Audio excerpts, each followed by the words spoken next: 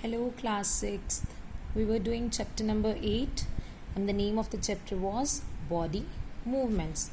What we were studying in this chapter was about movements, human body and its movement. And now, today, we are going to start with our topic, that is human skeletal systems structure. Because about the human skeletal system we have got the knowledge, little bit of knowledge. For example, what is skeleton, what are the functions of skeleton, right? And now we are going to study about the structure of human skeleton. So let's start. So structure of human skeletal system. Human skeletal system consists of bones of following four parts. One is skull, second is backbone or spine, third is ribs and fourth one is limbs.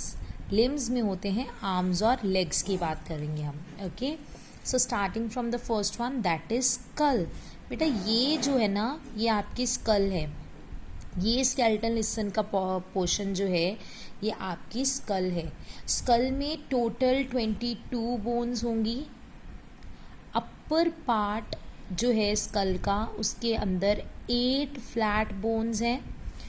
8 flat bone से ये 1 2 like this 8 flat bone से join होके ये बना है upper part, ऊपर वाला हिस्सा. फेस, ये फेस वाला हिस्सा, और ये होता है जॉ, जहाँ पर टीथ्स लगे ना आपके, ये वाला हिस्सा नीचे वाला, दैट इज जॉ. इन दोनों को मिला के होते हैं 14 बोन्स. ओके, सो ध्यान से देखिए, ऊपर वाले हिस्से में होंगी 8 बोन्स, नीचे वाले फेस और जॉ वाले हिस्से में होंगी 14 bones. So total of 22 bones. Okay, teeths जो हैं ये जॉ में, इस जॉ में टीथ्स जो हैं वो फिक्स्ड होते हैं. ओके, हमारे पूरे स्कल का सिर्फ ये जो लोअर वाला जॉ है ना, ये जो मैंने जहाँ पर मैंने ये लाइंस लगा रही हूँ, यही मूवेबल है, मतलब मूव करता है पूरी स्कल में, जिसके कारण आप खाना च्यू कर सकते हो, बात कर सकते हो. बाकी जो बोन्स हैं वो फिक्स्ड हैं, इमूवेबल हैं, वो कभी भी मूव नहीं करती. याद रखिएगा, बोन्स ऑफ स्कल हमारे ब्रेन को प्रोटेक्ट करती है कोई भी एक्सटर्नल इंजरी से.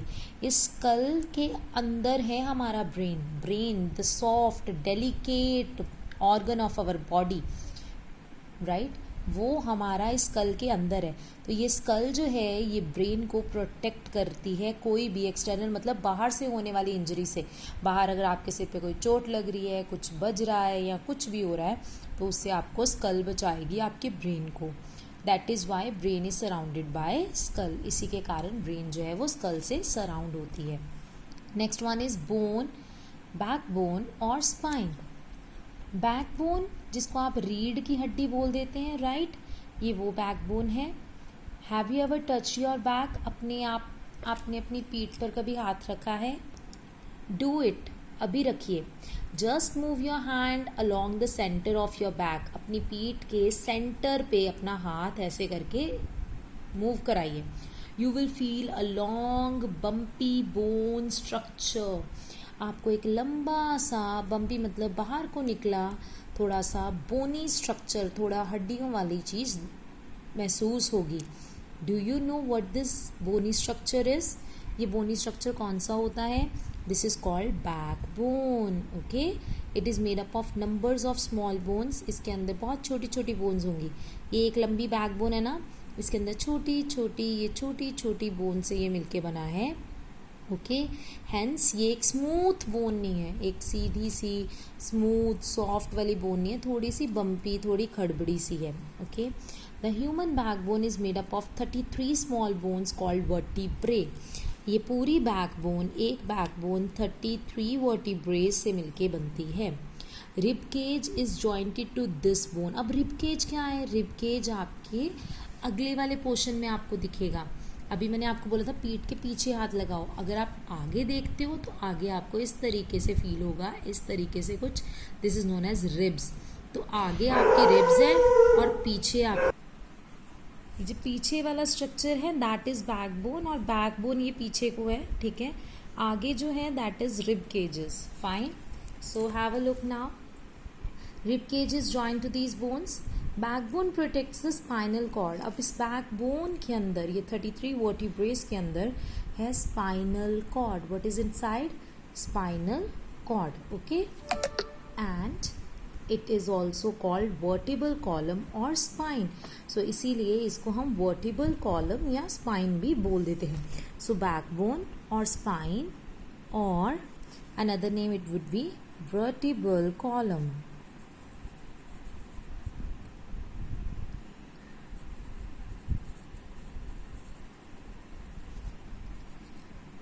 It also allow us to bend and twist our back. इससे हमारी जो बैक है वो बेंड भी हो सकती है, आप झुक सकते हो और ट्विस्ट कर सकते हो, इधर उधर भी मूव कर सकते हो. It's the main part of our body. ये हमारी बॉडी का मेन पार्ट है. If it gets damage we can not stand straight और इवन मूव. अगर ये डैमेज हो गई तो ना तो आप खड़े हो सकते हो स्ट्रेटली, या आप मूव भी नहीं कर सकते. So moving on to the next, that is ribs. Ribs are the thin है, पतली हैं, फ्लैट हैं, कर्व्ड बोन्स हैं, जो कि आपके एक केज बना रही हैं, एक जंगला सा बना रही हैं. ओके, एक गुफा टाइप, एक कवरिंग बना रही हैं. किसके इर्द गिर्द? ऑर्गन्स के इर्द गिर्द. क्योंकि इस रिब केज के अंदर हमारे बहुत डेलिकेट ऑर्गन्स हैं, लाइक हार्ट है, लंग्स होगा. ओके, तो ये इसके लिए हैं, हार्ट, लिवर, लंग्स, इन सब के लिए. This is called rib cage. Rib cage में 24 बोन्स होंगी. How many bones will be there? 24 bones that are arranged in 12 pairs. 12 pairs में लाइक 1, आप इसको एक पेयर मानेंगे. 2, 3, 4, 5, 6, 7, 8, 9, 10, 11, 12 पेयर्स होंगे. दैट मीन्स टोटल हो जाएंगे 24 bones. All of them are join to the backbone at the back. ये पीछे जाके बैकबोन को ज्वाइन हो रही हैं. सबकी सब बैकबोन को पीछे ज्वाइन होती हैं. ओके, सबकी सब होती हैं या नहीं वो देखो ध्यान से. The 10 pairs are join to the breast bone. आगे से जो 10 पेयर्स हैं, सिर्फ 10 पेयर्स, वो बैकबोन के साथ जॉइंट होते हैं. Only 10 pairs. ओके, आगे वो ब्रेस्ट बोन के साथ जॉइंट होते हैं. Fine, in front. But the last 2 pairs are the floating one. और जो ये लास्ट 2 वाले पेयर्स हैं, this are floating one. Okay, ये दोनों जो हैं ये फ्लोटिंग है. ये आगे सीधे ज्वाइन नहीं होते ब्रेस्ट बोन के साथ. It also protects stomach from any external injury. यहाँ पर स्टमक होगी तो स्टमक को भी किसी बाहर की इंजरी से ये प्रोटेक्ट करेगा. Next is limbs. लिम्स में मैंने पहले आपको बोला 2 चीज़ें आएंगी, arms and legs. Human have 2 pairs of limbs, 1 pair of fore limb और the upper limb. Fore limb और अपर लिम्ब एक ही बात है, जिसको हम आर्म बोलते हैं. And the other pair of hind limbs और lower limbs known as legs. Nearly half of your bones are in your hands, wrist, feet and ankle. आधी से ज़्यादा बोन्स जो हैं वो आपके हैंड्स, रिस्ट, फीट और एंकल्स में ही हैं. Femur is the largest bone of your body called thigh bone. Femur bone जो कि आपकी थाई बोन होती है यहाँ पर लेग्स में. Okay, this is the longest bone of your body, याद रखिएगा. The lower half of the legs have 2 bones. Femur के बाद नीचे 2 बोन्स और होती हैं, tibia and fibula. Ankles and the feet have number of small bones called tarsals and metatarsals. Ankles और feet में और ज़्यादा होती है, known as tarsals and metatarsals. Femur is attached to the pelvic girdle called the hip bone through the hip joint. ये ऊपर हमारे पास hip bone है, hip bone के साथ femur attached होता है. फाइन, जो कि hip bone भी hip girdle की है, pelvic girdle की है. Fine. Next, in the upper arm humerus is the long bone. Arms के अकॉर्डिंगली चले ह्यूमरस लॉन्ग है, बट पूरी बॉडी के अकॉर्डिंगली फेमर लॉन्ग है. Okay, the lower arm has 2 other bones called ulna and radius. Look at this, femur के नीचे 2 और हैं, लाइक फेमर के नीचे भी 2 और थी, तो ह्यूमरस के नीचे भी 2 और हैं, अल्ना एंड रेडियस. उनके बाद में अब जब हैंड्स की बात आएगी, वहाँ पर टार्सल्स नहीं होंगे, वहाँ पर कार्पल्स होंगे. डिफरेंस देख लीजिए, लेग्स में होंगे टार्सल्स एंड मेटाटार्सल्स, हैंड में होंगे carpals and metacarpals. Okay, so क्या है, hands and the wrist have several bones, the humerus is attach to the back bone through the collar bone. यहाँ पर जैसे ये हिप बोन के साथ अटैच थी, वैसे हमारी आर्म जो है वो कॉलर बोन के साथ, this one is the collar bone के साथ अटैच्ड है, ओके, एंड शोल्डर ब्लेड के साथ, and this one is the shoulder blade, this one was the collar bone and this one is the shoulder blade. Is it clear now? अगर आपको skull, vertebrae, rib cages, that means rib, upper limb, lower limb, fore limb, hind limb, ये समझ आ गया है, तो let's have a quick recapitulation of this all. Now as you can see, this is the diagram of human skeletal system. It consists of skull, दिख रहा है ऊपर, then is your jawbone, then this one is the collarbone, this one is the shoulder blade, then आपकी forearm शुरू हो जाएगी जिसमें आएगा humerus, radius, ulna, phalanges and carpals, metacarpals.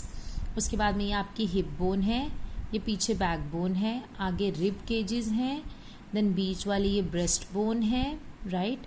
उसके बाद में जो पैरों में आ जाएंगे आप, फोर लिम्स की बात हो चुकी है, अब हम हाइंड लिम्स की बात करते हैं.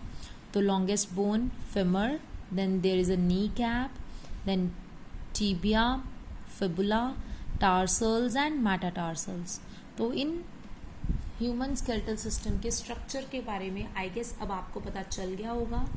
आप एक बार इसे रीड करिए सारे कंसेप्ट को, फिर इस डायग्राम के अकॉर्डिंगली समझने की कोशिश करिए कि किसका क्या नाम है. Okay students, thank you so much.